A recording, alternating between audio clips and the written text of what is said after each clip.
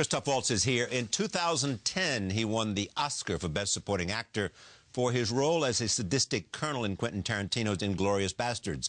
Now he stars in another Tarantino project, Django Unchained. Critics are saying that Waltz yet again runs away with the movie. He was nominated for an Oscar for his performance. I am pleased to have him back at this table. Welcome. Thank you. And congratulations. Thanks very much. So when Quentin Tarantino arrives with a part, what do you say? Let me see the script. I'm not sure you're up to this. Well, yeah, I don't know the general case. I just know mine. Exactly. I'm talking about yours. And, okay, the first time it was completely different because, you know, I was presented the screenplay. I said, yeah, you're kidding me, haha. You know, what you want me to do? And he says, no, this. In this case, with Django, he said, would you mind coming up to my house? I show you something. And he put 20 pages in front of me. On the table. On the table, yes. The kitchen table. Yes, like this. And I said, oh, well, do you want me to read it? And he said, this is why you're here. So I started reading it, and he was kind of hovering around watching me. Yeah. And... You've never seen it before? No. Almost hot off the printer. Nobody. Literally right, out of the printer. Nobody has seen it before. Yeah. So I read this, and, you know, bottom of page 1, it kind of, I start to get an inkling, and the top of page 2, I kind of feel he's trying to tell me something. Yeah. And telling he did. You know, and this is how, you know, that it was 20 pages. A few weeks passed. He called me up again. I read another 40 and so on until I got to the end of the script. So what is he telling you? Nothing. I mean, no, literally. And I didn't say anything either. Yeah. I mean, it was pretty clear. It was. But did you know nothing about the character, or was it a description of the character? Nothing. I knew. You're looking at text. I was looking at text, but I was looking at Quentin's text. Ah. And by now I know Quentin a little bit, and I was really touched that he trusts me with it, you know, because I could run out and alert the media. Yeah. No, I mean... No, you could, but he knows you're not. No, and I'm in that respect... It's not you anyway. Very trustworthy. So anyway, this thing was unfolding in front of me, and it kind of, you know, drew me in, sort of into the current until it swept me away. Well, what was it that drew you in? It was, first of all, it starts with the slaves being led, or rather driven across America or parts of it, and all of a sudden this character appears. This is before the Civil War. This is very short time before the Civil War, like maybe a year or a year and a half. And this character appears out of the dark, literally out of the dark, with a little lantern. So a little light dances through the dark, and from then on everything changes. When did he offer you the part? That's it. That was it. That was it. That was the offer. And to come to think of it, and we never talked about it. And in a way, up to this moment, I never thought about, yeah, true.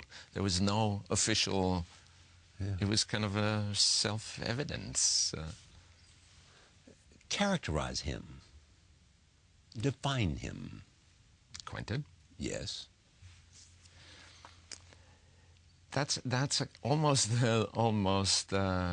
an extremely private thing for me, because no, I can gladly say as much as Quentin really has this rock star persona, but that's just one side. I like the other side. And it's there. Yeah. And it's strong, and that's where it's all based, literally based. It's all, that's where the center is. He's not just incredibly smart. His horizon is enormous, and he can sort of fathom things or test the dark in subjects where you say, where does he have it from? because any research you do on subjects that he would kind of skim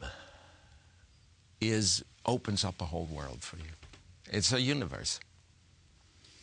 He believes, or he says, and I know he believes, that his scripts have poetry, and he wants his actors to get the poetry. And you got it more than anybody. Well, thank you. Yeah. Well, I don't know. I go with what's there. Is it poetry for you? Yes, absolutely. Because there's rhythm, there's metrum, there's images, melody, there's everything that language can do in depicting a world that is at times radically different from what we are led to believe is reality. Who can tell? Tell me who your character is, and tell me who Django is. The wonderful thing is, that's why I refer to this light in the dark at the very beginning. In a way, that's what this character is. He brings a light in the dark. A little light into the dark. And, you know, if this light is passed from one to the other, it enlightens the area around it. And I think this was the objective of my character. Whereas Django was the person living in the dark and taking on the light, in a way. And so you two come together. Yeah. To do what? To first find 3 criminals that my character is hunting as it turns out, a bounty hunter. Mm. And once that's done, to go and liberate Django's wife. Roll tape. Here's a clip. Just tell me about that scene. I just noticed something that I hadn't noticed before, or at least not as strongly. What I really, really liked about my character was Django says, "What's a bounty?" And he doesn't say, "You don't know what a bounty is?" Yeah. He says, the question was, "What's a bounty?" He says, "What a bounty is." What's a bounty? He tells me what it is. Yeah. Now, you like that because it's just... I like it because this is really sort of the quintessence of this whole relationship. Yeah. This is somebody who comes over from Europe for possibly very interesting reasons, given the fact that we're talking about 1858, 1859, and, you know, 10 years prior to that, a lot of interesting things happened in Europe, meaning social upheaval, revolution, and bloodbaths to thwart that revolution and all that. A lot of people had to flee. A lot of people came to America. It was, and to the north, of course, because it was a haven for people escaping oppression and seeking freedom. So that this person would import that traditional, not traditional, but by then having established itself, enlightened view of the world to a very unenlightened area of this planet or this country. That's... Okay. Mannerisms, voice, sort of presence. Is that 99% the acting skill, or is that a lot of that was the character you read from the text? Actually, all of it is the character that I read. The text? Yeah, all of it. So you read something from the text and you said, "I know exactly what to do." You didn't sit there and say, "I've got this character. I know he does these words. How do I best..." No, you know, I have no clue. I have no clue what to do when I read this. I see what I do as translating text into action, and in order to do that, I try to find out what it is, not how to do it. I find that how am I going to do it question, or it all depends on how you do it, I find that not only pretty boring, I find it in a way futile, because that's not how, the virtuosity of your craft is not really what's required in telling a story. It might help once in a while when you get into a tight corner, yeah, but it's in a little bit. We get that with pianists or violinists a lot, that they are technically perfect. Right. And, you know, even musically on an enormously high level and all that, but it's virtuoso and doesn't go beyond that. I wish I would hear one of the great pianists make a mistake once. I don't want to know that they practice a lot. I want to know how they feel about the music they're playing. Yeah, give you an insight into the music. Yeah, into the music, not into their technical abilities. And the same thing is true for acting. You want to give an insight into the story that's intended, and not into your technical technical abilities, or mostly vanities, or whatever you're proud of. How does he direct?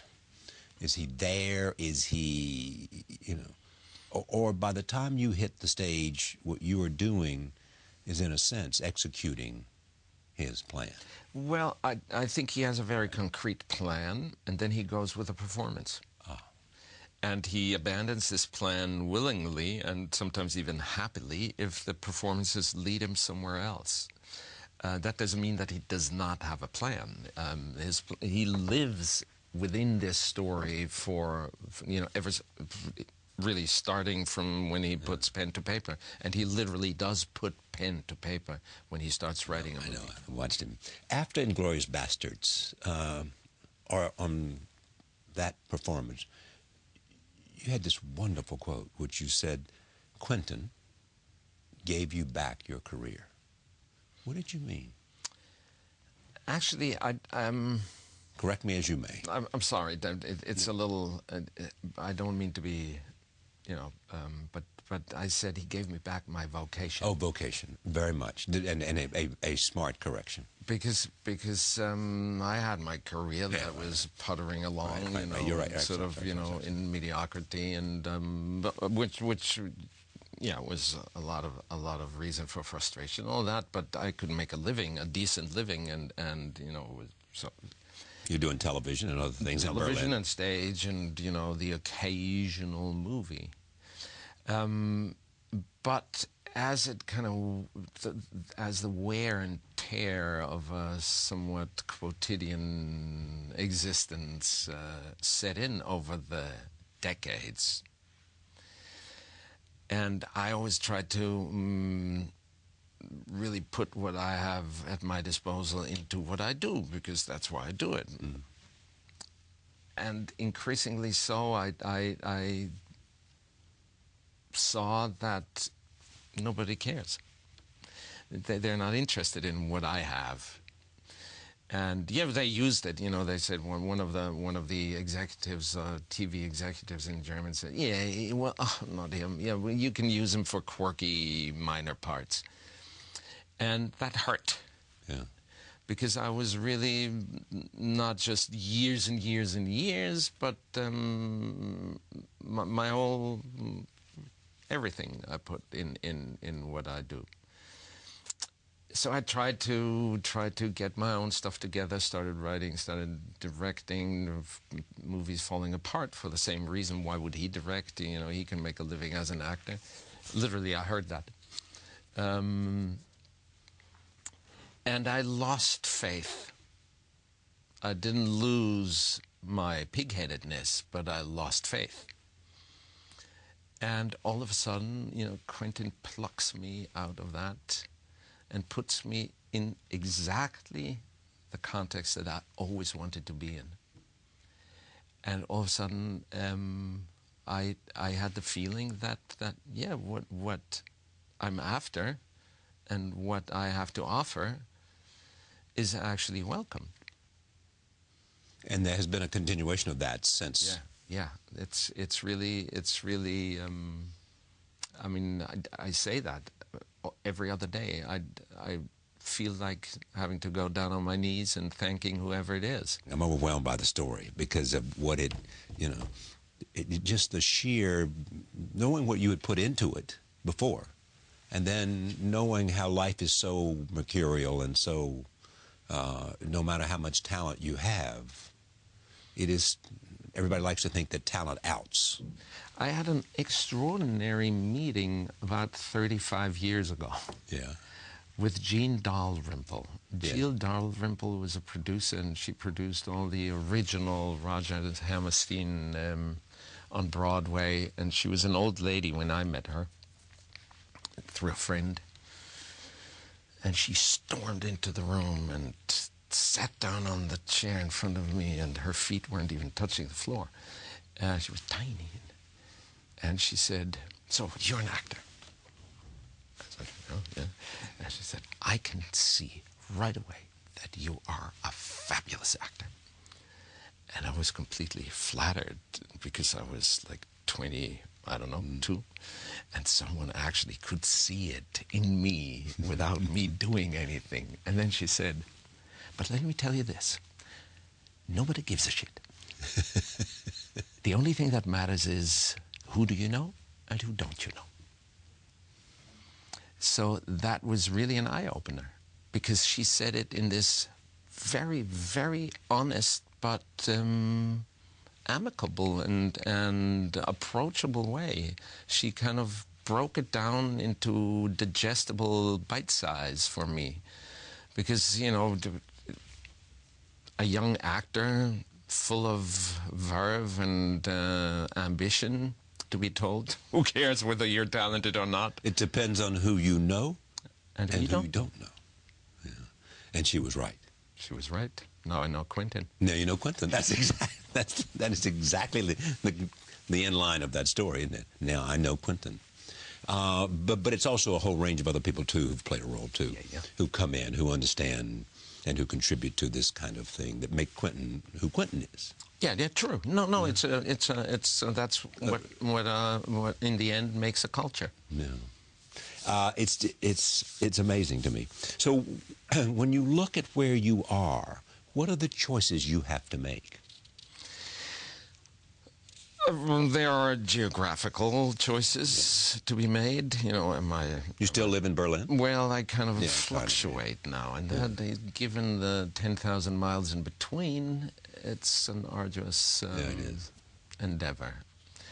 But then there's a choice. Do I bring my family to the U.S., which most probably will happen sooner or later, but what does that do to family life, to my daughter, who would love it, but I'm not sure that she would love it for the reasons that I would love it for.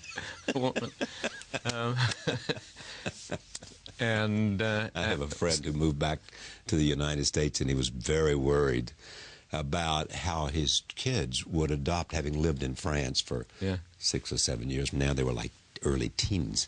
And he was worried to death that they would adopt to the United States. He said to me, it took them 30 seconds. Yeah, exactly. I spoke to the general consul in Los Angeles, the German one, though, and he said, "I've been here for so many years now, and my children grew up here, and one of them plays the harmonica, And then one day she was practicing, and she was practicing America the Beautiful. I knew it was time to go back home." That's great.